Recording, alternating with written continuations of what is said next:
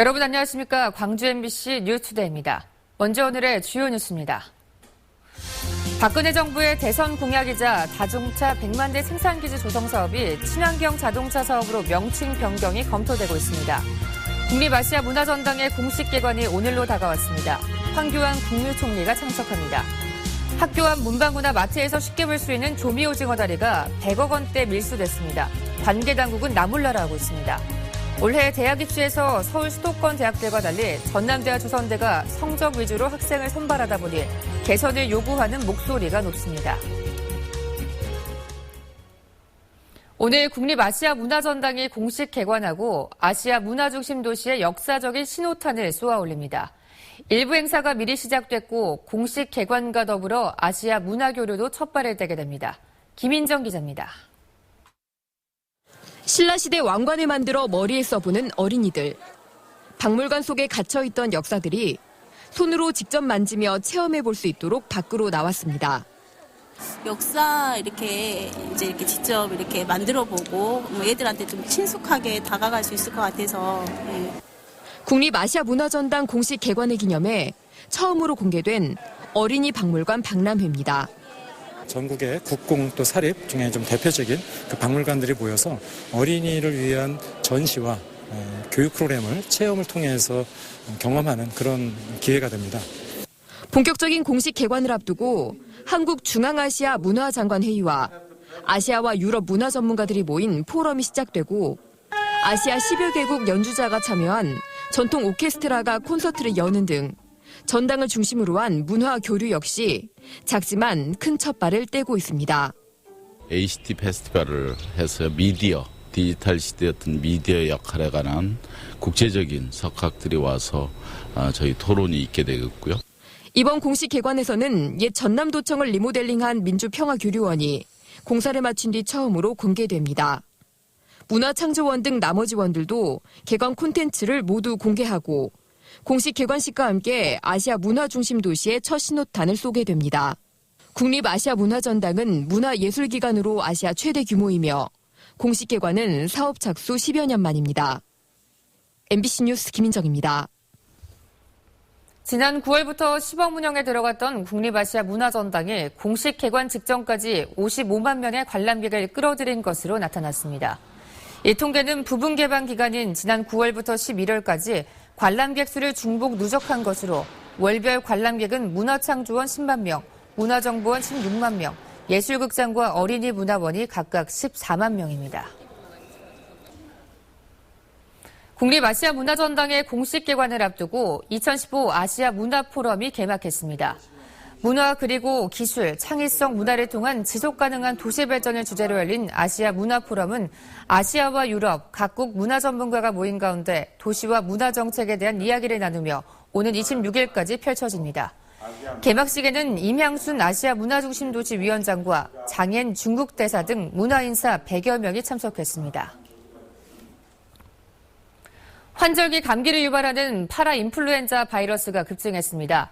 광주시 보건환경연구원에 따르면 급성 바이러스성 호흡기 질환의 표본을 검사한 결과 파라인플루엔자 바이러스 검출률이 지난달에 5.2%에서 11월에는 23.8%로 급증했습니다. 파라인플루엔자 바이러스는 영유아나 어린이에게 열을 동반한 코감기와 인후염, 기관지염 증상 등을 유발하는 것으로 알려져 있습니다. 오늘 출근길에 옷차림 든든히 하셔야겠습니다. 전국 곳곳에 비나 눈이 이어지고 있는데요. 광주 전남에도 약하게 비가 이어지고 있습니다. 앞으로 광주 전남에는 5에서 10mm가량의 비가 오다가 오후에는 그칠 것으로 보입니다. 하지만 밤부터는 다시 비나 눈이 이어지겠는데요. 특히 기온이 낮은 지리산에는 눈이 올 것으로 보입니다. 종일 우산 꼭 필요할 것으로 보입니다. 특히 내일은 북서쪽에서 찬 공기가 내려오면서 초겨울 추위가 찾아오겠고요. 광주에도 1에서 3cm가량의 눈이 쌓일 것으로 전망됩니다. 날씨였습니다. 박근혜 정부의 대선 공약이자 광주의 최대 현안 사업인 자동차 100만 대 생산기지 조성 사업의 명칭 변경이 추진됩니다. 이 100만 대 대신 친환경 자동차를 부각시켜 거부감도 없애고 예타 통과 가능성도 높인다는 건데요. 이 사업의 중심축 변경이 불가피해 보입니다. 한신구 기자의 보도입니다. 기획재정부 2차 예비타당성 점검회의에서 경제성이 낮은 것으로 나온 자동차 100만 대 생산기지 조성사업. 한국개발연구원의 평가가 R&D 중심의 정량적 측면에 치우친 점도 있지만 100만 대까지 완성차 업체를 추가 입주시킨다는 오해 아닌 오해를 불러온 측면도 있다는 게 광주시의 판단입니다. 때문에 친환경 자동차를 포함하는 내용으로 사업의 명칭을 변경해 추진하기로 했습니다.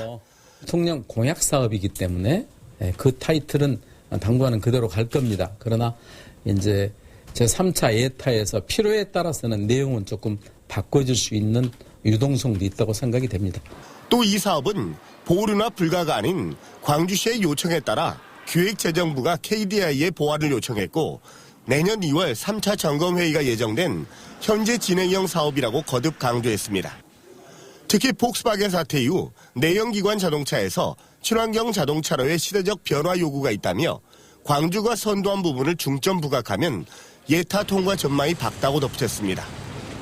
이 시도는 반드시 이루어져야 된다 하는데 많은 그 사이에 공감대가 확산이 돼서 차라리 이 가치를 좀 가지고 다시 예타를 하는 게 좋겠다 하는 기업의 동의가 있었습니다. 그렇지만 완성차 기업 유치에 초점이 맞춰졌던 사업이 자동차 밸리 구축과 친환경 자동차 기술 개발로 중심축의 변경은 불가피해 보입니다. 사업비가 3분의 1 규모로 축소된 상황에서 사업 명칭은 물론 내용과 컨셉까지 바뀌면서 당초 구상과는 다른 알맹이 없는 사업으로 전락할 우려가 있다는 지적도 피할 수 없게 됐습니다. MBC 뉴스 한신구입니다. 자동차 100만 대 생산기지 조성 사업과 관련해 대선 공약을 지키라는 요구가 잇따르고 있습니다. 광주 경칠련은 박근혜 정부가 지역 균형 발전 차원에서 100만 대 생산기지 조성 사업을 공약해놓고도 규모를 대폭 축소하고 시간만 끌고 있다며 정부의 공약 이행을 촉구했습니다. 자동차 산업밸리 추진위원회도 예산이 반영되지 않을 경우 내년 초에 예비 타당성 조사를 통과하더라도 1년 동안 아무것도 할 수 없는 상황이 초래돼 사업을 사실상 포기하는 것과 다름없다고 주장했습니다. 올해 대학 입시에서도 서울 수도권 대학들과 달리 전남대와 조선대가 성적 위주로 학생을 선발하다 보니 이 개선을 요구하는 목소리가 높습니다. 전남대는 변화의 기미가 보이지만 조선대는 여전히 소극적입니다. 이계상 기자입니다. 전남대학교 공과대학 앞이 면접 전형을 보러 온 수험생들로 북적이고 있습니다. 모집 정원의 3배수를 1단계에서 선발한 데다 평가 점수의 20%가 면접에서 좌우되다 보니 긴장감이 흐를 수밖에 없습니다. 전남대는 올해 수시에서도 선발 인원의 90%가량을 학력 전형으로 뽑습니다. 고교 내신과 수능 성적이 당락을 결정짓는 방식인데 수도권 대학들이 다양한 지표를 활용해서 선발하는 것과 달리 기존 방식을 고수하고 있는 것입니다. 다양한 학습력과 잠재력을 좀 이렇게 개발할 수 있는 그런 부분으로 광주 전남의 심장인 전대나 조대가 그 부분에서 좀 앞장서서 진학 담당 교사들은 학습력이 우수한 학생들이 전남대와 조선대에 입학할 수 있도록 전형 방식의 개선을 줄기차게 요청해 왔습니다. 결국 전남대는 전형 방식을 개선해서 내후년부터 선발 인원의 50%까지를 종합전형 방식으로 선발할 방침입니다. 학생부 성적만 가지고 하는 것보다는 좀 더 학생들이 했는 것을 정성적으로 판단할 수 있는 그런 것을 가지고 좀 더 학생들을 잘 쳐다볼 수 있도록 그렇게 하려고 합니다. 조선대도 입시 전형 변화 흐름에 맞춰서 종합 전형 비율을 연차별로 높여가기로 했습니다. 하지만 지역적인 특수성을 고려해서 20% 이내에서 종합 전형 선발을 하겠다고 밝혀 여전히 소극적인 모습을 보이고 있습니다. MBC 뉴스 이계상입니다. 광주시 교육청이 정부의 어린이집 누리과정 예산 떠넘기기로 지방 교육 재정이 파탄 위기에 놓여 있다는 내용의 가정통신문을 일제히 발송했습니다. 광주시 교육청은 대구와 경북, 울산을 제외한 14개 시도교육청과 협의를 거쳐 어린이집 누리과정 예산을 지역에서 떠안는 것은 부당하다는 내용으로 가정통신문과 현수막, 방송 캠페인 등을 제작해 대국민 홍보전에 나서겠다고 밝혔습니다. 장희근 교육감은 통신문을 통해 누리과정 예산을 부담할 경우 학생들의 교육비가 1인당 매년 33만 원씩 줄게 돼 학습권 침해가 불가피하다고 강조했습니다. 한국사 교과서 국정화에 맞서 광주시 교육청이 전국 시도교육청과 함께 대한역사교과서 개발에 나섭니다. 광주시 교육청은 역사교과서 국정화에 따른 보조자료 개발을 위한 태스크포스에 참여하는 한편 교재 범위와 방향, 지필진 선정 등의 후속 절차를 진행하기로 했습니다. 시교육청은 내년 초까지 교재개발위원회를 출범시키고 집필에 들어가 연말까지 마무리할 계획입니다. 전라남도가 무기계약직 등 비정규직 근로자 인권보호에 소홀한 것으로 드러났습니다.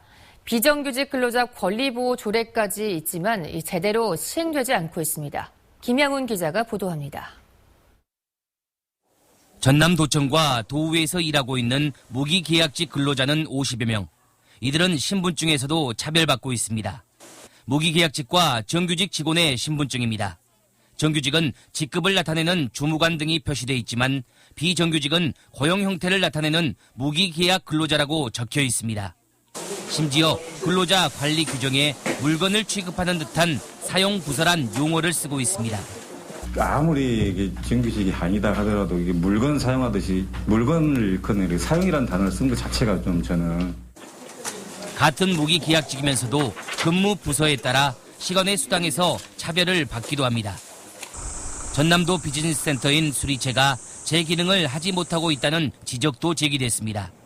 지난 2006년 17억여 원을 들여 건립한 수리체가 도청 공무원들의 회의 장소로 전락했습니다.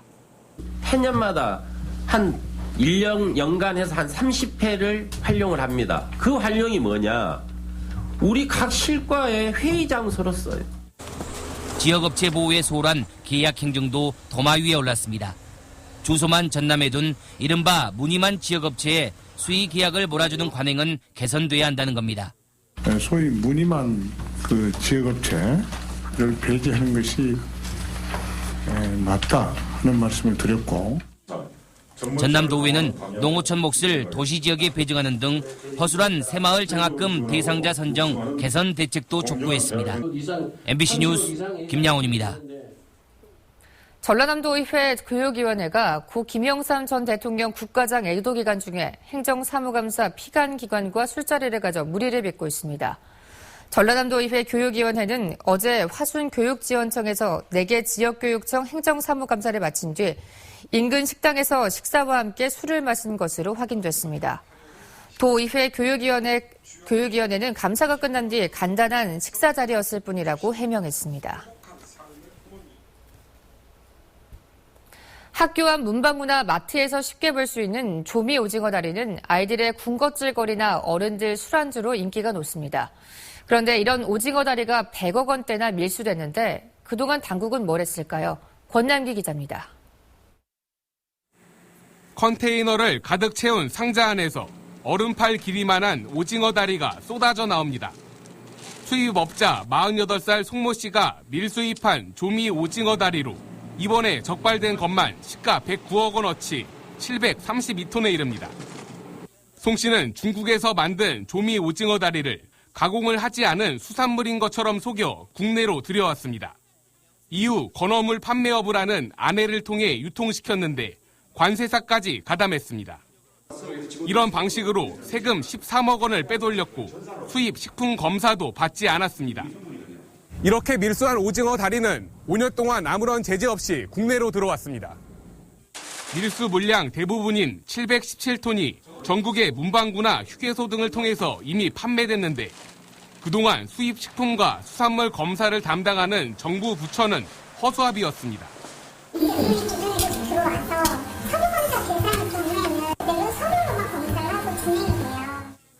광양세관은 밀수된 오징어 다리에 대한 표본 검사 결과 별다른 문제점은 발견되지 않았지만 이미 판매된 제품은 확인할 수 없었다고 밝혔습니다.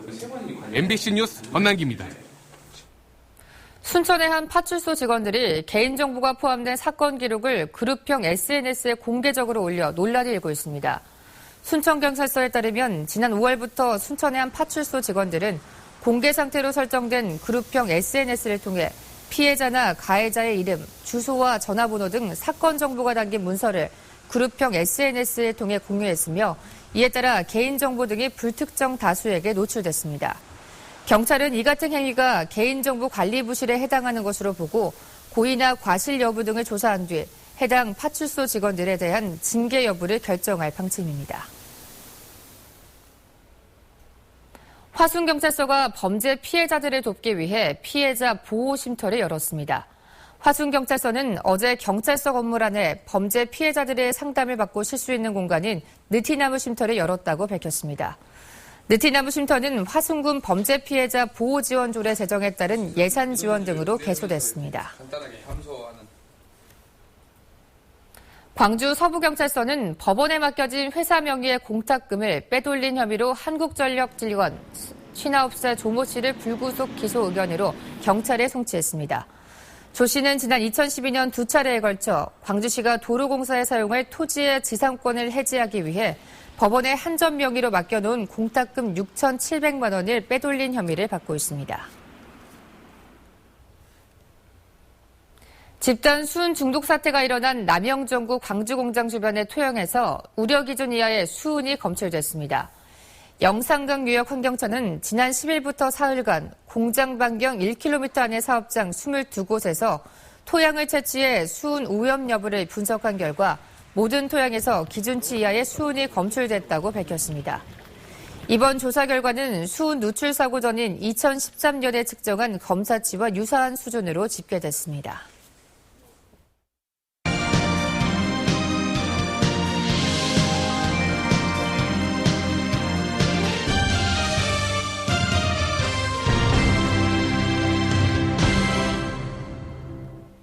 전남 창조경제혁신센터가 특화산업과 관련된 중소기업 육성에 적극 나서고 있습니다.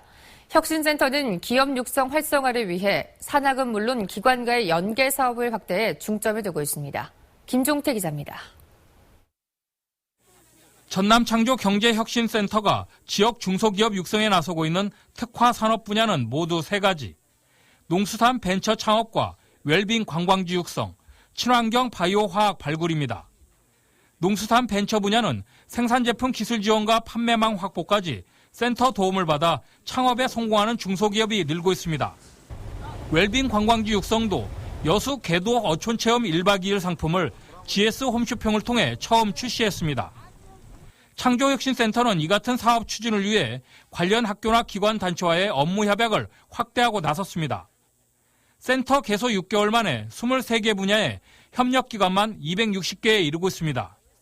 정부기관하고 연계되어 있는 기술력, 그다음에 노하우를 우리 창업자 또는 기존 중소기업에 연계를 시켜줘서 그쪽의 어려운 부분을 해결하는 게 센터의 역할이라고 생각이 돼서 기관 단체와의 업무 협약은 단순한 기술 지원뿐만 아니라 금융 지원을 위한 제휴도 잇따르고 있습니다. 일반 은행이 아닌 수출입 은행 같은 국책 금융기관과도 업무 협약을 맺었습니다. 혁신센터가 중소기업을 육성하면 수출입은행은 이들 기업의 장기적인 자금 지원은 물론 수출입 업무에도 도움을 줄 계획입니다. 수출입은행은 이번 업무 협약과 함께 지역의 대표 관광지 육성을 위해 음악 봉사단체인 검은도 등대에게도 1,000만 원의 후원금을 전달했습니다. 핵심 경쟁력을 발굴해서 그리고 협업체계를 구성해서 혁신센터, 지방자치단체, 정책금융기관 이런 3자 내지 4자가 협업체계를 구축해서 창조산업을 육성하는 거죠. 전남 창조혁신센터가 다양한 기관단체와의 업무 협약을 통해 연계 지원 사업을 늘려가며 지역 경제 활성화에 초석을 다지고 있습니다. MBC 뉴스 김종태입니다. 광양 세풍산단 조성 사업이 지난달에 착공했는데요. 이곳 세풍산단 내 기능성 화학 소재 클러스터 조성을 위한 기업 유치 활동도 이제 본격화되고 있습니다. 김주희 기자가 보도합니다. 국내 석유화학 산업의 고도화를 위한 광양만권 기능성 화학 소재 클러스터 조성 사업이 속도를 내고 있습니다. 지난 7월 기재부가 기반 구축, R&D 구축 등을 위한 602억 원의 사업비 확정과 함께 광양 세풍산단 조성 사업까지 시작돼 마중물 역할을 하면서 기업 유치 활동도 새로운 동력을 얻었습니다. 광양경제청은 대규모 투자 유치 설명회를 갖고 외국계 투자기업 2곳과 MOU를, 국내 기업 4곳과 MOA를 체결했습니다. 이들 기업들의 투자 금액만도 1,900억 원에 이릅니다. 광양경제청은 이번 기업 투자가 세풍산단이 고부가 가치 기능성 화학 소재의 핵심 권역으로 도약하는 신호탄격으로 보고 있습니다. 광양 세풍산단 2단계 조성 사업을 위한 당초 PF 자금 확보 문제도 순조롭게 진행될 수 있을 것으로 보고 있습니다. 광양청의 투자 유치 계획에 의해서 순조롭게 진행되고 있다고 판단을 하기 때문에 나머지 자금이 들어오는 것은 크게 문제가 없지 않느냐라는 자의적인 판단을 좀 해봅니다. 예. 광양세풍산단 내 기능성 화학소재 클러스터가 계획대로 구축되면 경제 효과도 막대할 것으로 기대됩니다. 2020년까지 이곳에 약 한 8,500명 정도의 일자리가 창출이 되고요.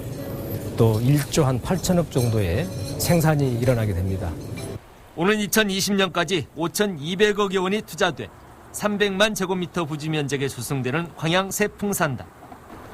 위기에 처한 국내 석유화학 산업의 판도를 바꿀 고부가 가치 기능성 화학 소재 핵심 권역으로 새롭게 주목받고 있습니다. MBC 뉴스 김주입니다. 광주 정보문화산업진흥원장에 이정현 전주대 교수가 선임됐습니다. 이정현 신임 원장은 이사회 투표를 거쳐 원장으로 결정됐고 임기는 오늘 28일부터 3년입니다. 이 원장은 한국저작권위원회 진흥본부장과 한국콘텐츠진흥원 콘텐츠개발본부장 등을 지냈습니다. 한편 광주시 정보문화산업진흥원은 지난달 원장 공모에 나서 후보 면접까지 치렀지만 적격자를 찾지 못해 후보를 재공모했습니다.